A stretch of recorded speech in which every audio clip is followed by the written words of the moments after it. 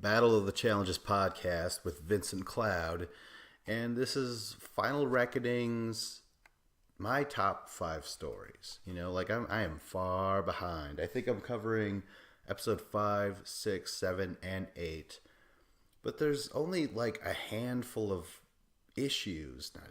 handful of stories that I want to even discuss. It moves the plot along. It's not just petty arguments, really. It's kind of significant because, the way that the challenge is being put out every week, things are just stretched out to meet the. I imagine the season's going to be like, what, 30 episodes, something like that. Just the way they're stretching everything out. I believe they were ordered a certain amount of episodes, and they're like, okay, well, not only are we going to meet that quota, but we're also going to stretch the shit out of all the episodes. So no matter what, we'll probably even have even more than we could ever handle and stuff like that. But anyways, these are the only things that I want to discuss at all. These are my top five stories. All right, so number 5, CT and Veronica. The fact that back in episode 5, remember that they were trying to jump stakes over water, the shark capital of the world, and there was not a goddamn sight of a single fin, because that's what you see first, right? The fin. I mean, if Jaws is to be believed. But yeah, Veronica, she doesn't land on that. She doesn't land on one rope. She falls. It's a purge mission, and now what looks good on paper, CT and Veronica, both champions. What does CT say? He's like, we got 5 fucking titles between ourselves, 7 if you count champs versus stars and shit. And that's what he'll continue to say. He'll say it again once they're in the redemption house, and from there, from then on, it's like, bitter. Like he's like, I'm fucking done being your friend. Like he really tried with Veronica, and she just did not respond.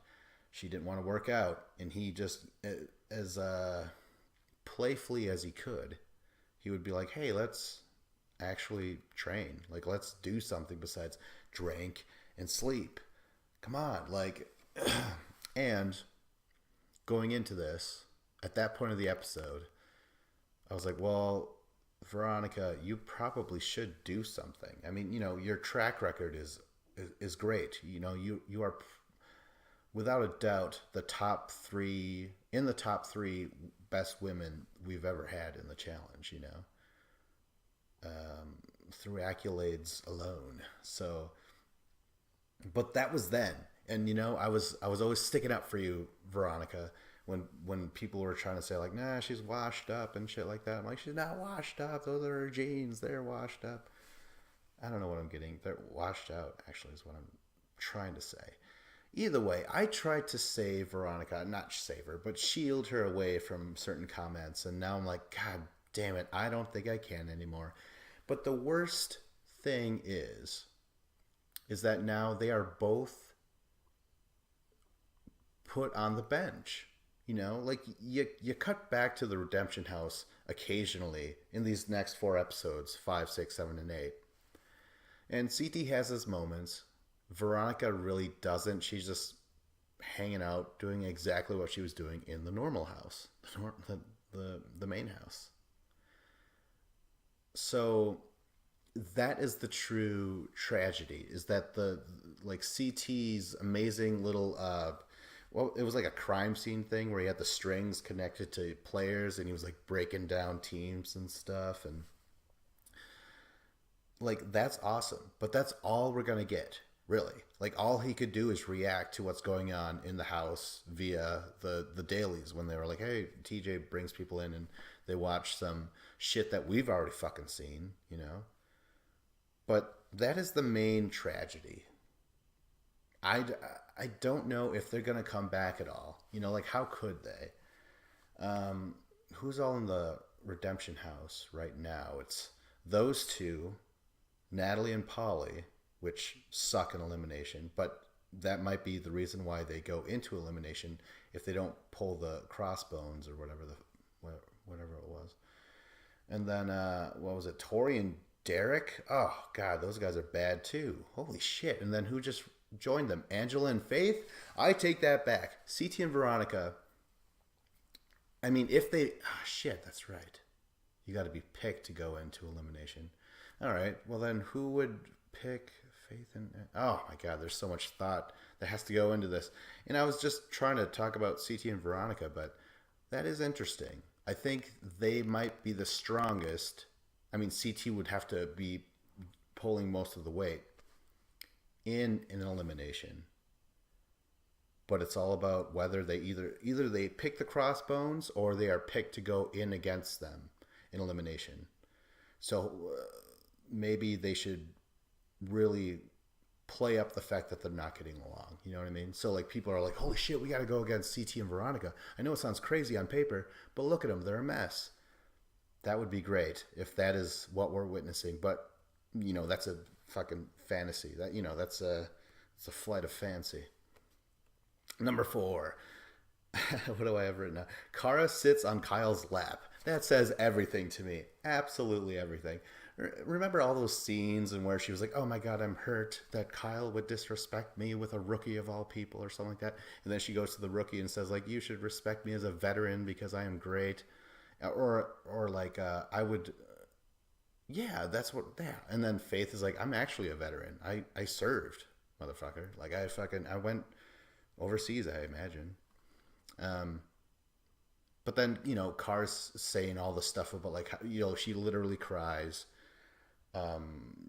She calls Kyle like a despicable person. Maybe not to his face. No, it's never to his face, but like when discussing him with other people and stuff. But then when it comes down after the fact that they, Kyle and Brad sabotaged her in a mission, like they took away that rope when they were supposed to climb on the train and stuff like that. It was a crucial rope. It was a huge burn, you know, like everyone was like, holy shit, Kyle dissing his ex, Cara Maria. You know, Brad, what did he say? He's like, we're going strictly off of the drama in the house. So, you know, afterwards, after they announce that the rope's going to be taken away, it's Cara and Marie. And Cara's like, I don't give a fuck. I don't give a shit. Like, you know, they're scared, you know, because I beat them both in the previous season. It's fine. Like, I win, you know, whatever. It's fine. And, you know, they end up falling. Again, it was a crucial rope. Anyone would have fell. I actually don't think it should have been the first rope. I feel like it should have been further somewhere. That's all I have to say about that. But anyways, after all of that, when Kyle comes around and Kara's there and I don't even know what they're actually discussing, but soon Kyle's like, you know, I still sort of like you or something like that. I don't know. And Kara's like, oh my God, that's wonderful. And she just leaps on his lap and and then Marie comes out. She's like, Kara, what the fuck? Like, this is, you know, you see your drunken friend hooking up with a terrible person or a fugly stranger at the bar. You know, she's like, what the fuck? And it is bad. It looks bad for many, many reasons. So after Kara finally jumps off Kyle's dick, it's time for the nominees and for the vote. And it was planned with Cara and her friends to vote in Faith and Angela. And then, but when it came down to the vote, Maria's like, well, why don't, like, something like, we should just throw them in, Kyle and Brad. And then that's when Cara's like, well, why don't we? Come on, we could do this and stuff like that. So that throws a wrench in all the plans. And that's why Tori and Derek, her alliance members, they get thrown in the process. And, you know, Kara's saying like, what am I going to look like, a bitch and shit? When Kyle hears about it, how does he hear about it? I think Cara says, I voted in Kyle, but like loud enough so that he was like right out the window perhaps. But he calls her outside to walk with him, and I remember her kind of like reaching for his hand when he was getting pissed. She's like, no, come here and stuff. That is terrible. I don't know if you've ever experienced that when you are like literally around like an ex, perhaps. Yeah, that's proper. That is the scenario being played out here. When you're like, no, this is dumb, and they're like, no, why is it dumb? Why can't it be great or whatever, you know? And then they just get real close, and you're like, oh, god damn it, like you smell pretty, you know, like like they're just all of a sudden when they get inside like that, and they might grab a hold of you, you're like, ah, shit, you know. There's a there's definitely some emotional hurdles that you got to get through now that there's a physical touch right there. Anyways, my point with all that is that Cara Maria, afterwards, Kyle and Brad are kind of yelling at her or whatever. I think Kyle says, Brad's he's got kids and shit. And Cara's like, well, I'm sorry I won, and I'm sorry I don't have kids and stuff like that. And she's also like, I got little girls looking up to me. I can't look like a bitch. So, I played you or whatever. But no, you could clearly tell she still wants him. So, and she's torn between the so-called, warrior woman, Xena warrior princess that wins all the missions and who was like, tough as nails, to the very desperately looking for approval and affection Cara Maria that we knew for a long time before Cara Maria straightened out. I think it was I want to say she hit her stride in Free Agents, even though she was eliminated. That was because of an injury, blah blah blah. But that's when she hit her stride, physically, anyways. But that mental piece that allows her to fall apart in moments is still very much there. And she cannot handle all this crap. Like, her ego is so huge, and yet she really wants Kyle back, despite the horrible things that he's done to her and to other women. It was worthy of note when Cara sat on Kyle's lap. Number 3, Cam's master plan. This was fucking great. This was the execution, the fact that her other friends played along and there was acting involved, and it, like when what she said, she's like, Joss, Sylvia, Brad, and Kyle, you guys are going in and shit. So they played it up to even their partners, and Cam's main, the tool was to save the people that she announced to go in, because her and Kaylee, whatever, won that Mineshaft thing, and then literally the entire house is ripe for the picking. Cam knew that fear was in the air, that and that there was partnerships, and within those partnerships they would vote for each other as a burn vote. It was fucking brilliant. It was beautiful.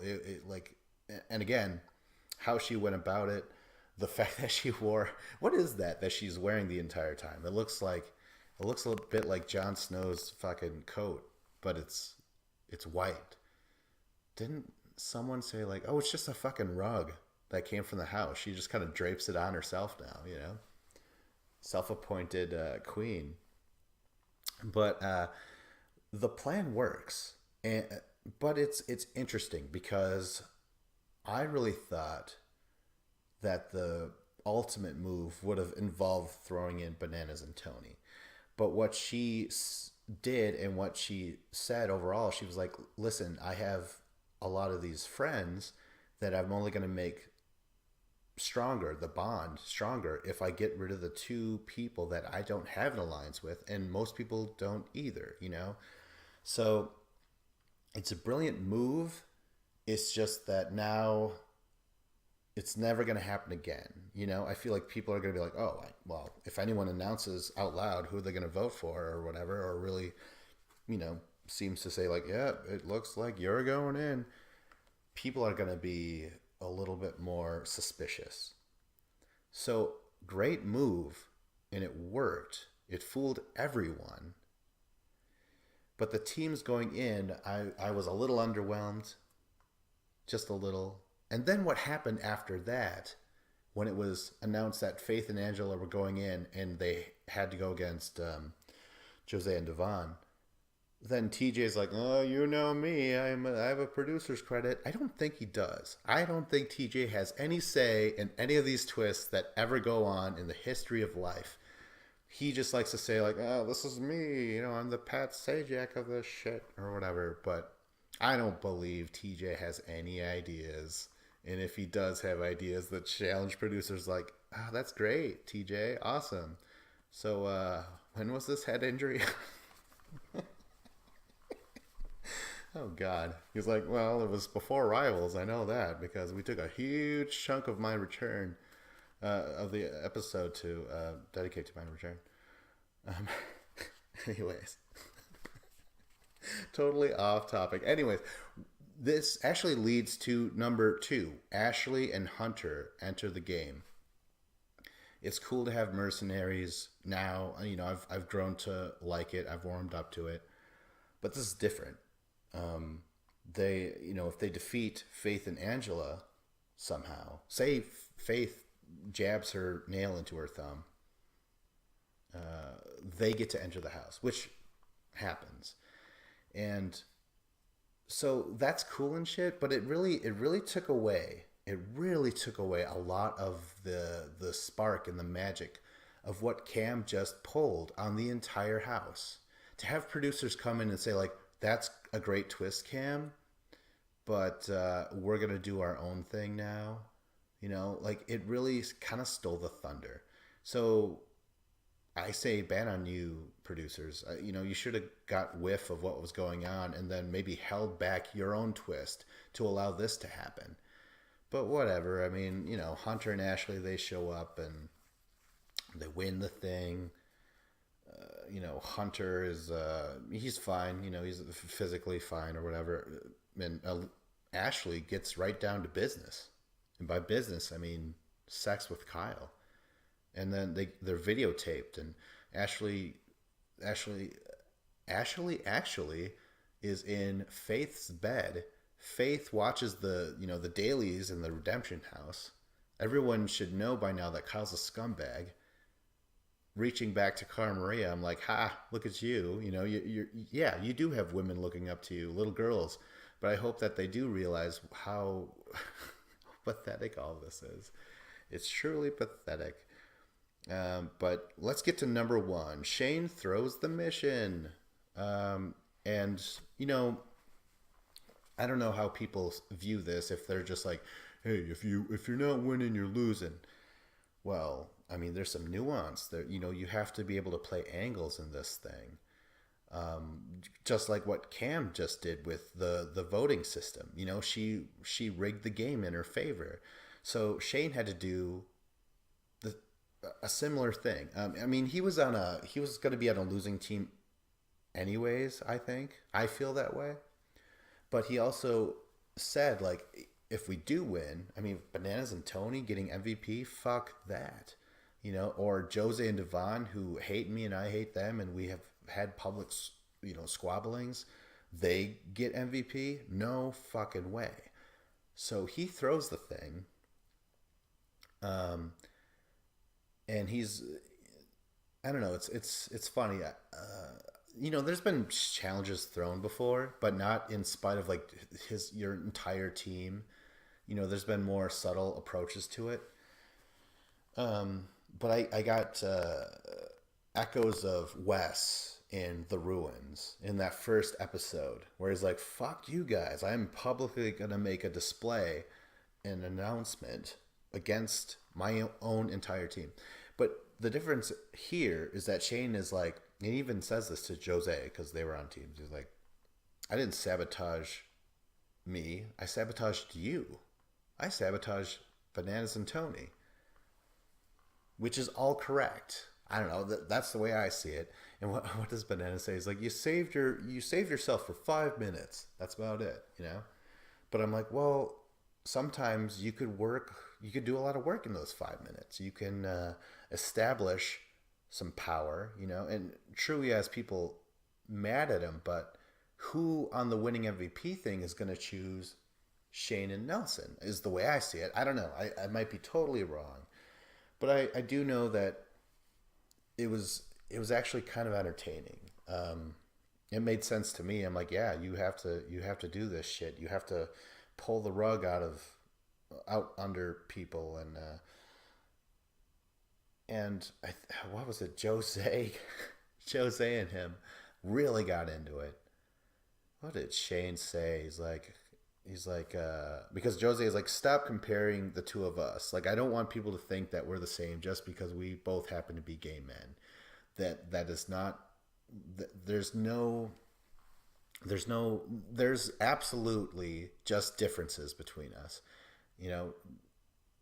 And what did they fucking say? Shane's like, yeah, I felt like a real F word. Yeah, the slang word in Britain for cigarettes.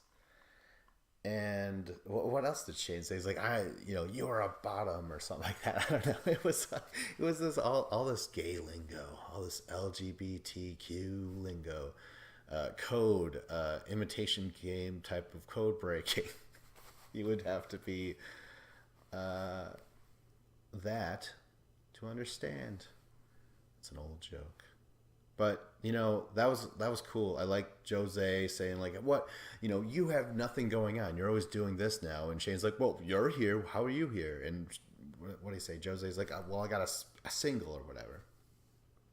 And I think Shane's like, yeah, you're a bullshit rapper, and I heard your single. It sucks. And then to confessional, he says, it doesn't suck. I just have to be a bitch. That is who I am. I'm a fucking queen, a dirty bitchy queen. And it's interesting. Shane, he wasn't like this. He wasn't so in your face about shit, but it's definitely a decision he made upon his return. He's like, holy crap, I gotta play this up. I have to become a heel. I have to become a bad guy. I have to say all these things. I have to be provocative. I basically have to be Trump, right? All right. With all that being said, maybe with episode 9, I'll try and cover it on a weekly basis once again. Or maybe not. Who knows? If the show gets any better, maybe I will. But anyways, this was Battle of the Challenges podcast with Vincent Cloud. Like, subscribe, comment.